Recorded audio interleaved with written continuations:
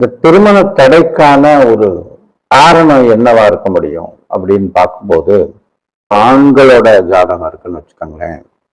அதுல கேது, சனி, குரு ஆகிய கிரகங்கள் 7ஆம் இடத்துலயோ அல்லது 8ஆம் இடத்துலயோ நிக்குதுன்னு வச்சுக்கோங்களேன். அவங்களுக்கு அதிகமா அந்த தோஷம் வேலை செய்யும். 7ஆம் இடம் சொல்லக்கூடிய அந்த கலத்தர ஸ்தானத்துல கேதுவோ அதாவது 7ஆம் இடத்துல சனியோ, அதாவது லக்னத்துக்கு 7ஆம் இடத்துல அப்படி இருந்துச்சுன்னா அவங்களுக்கு அதிக அளவில் இந்த தோஷங்கள் செயல்படும்.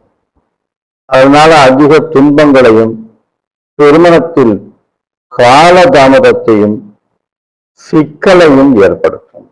பெண்கள் ஜாதகத்துல 7 அல்லது 8ஆம் இடத்தில் ராகு, சுக்கிரன் ஆகிய கிரகங்கள் இருந்தால் இதே மாதிரி திருமண தடை ஏற்படுத்தும்.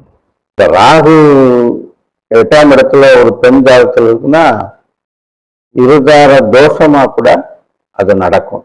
ஏன்னா 8ல ராகு இருந்துச்சுன்னா அப்ப 2ல கேது இருக்கும். குடும்பத்தை ஏற்படுத்த விடாது.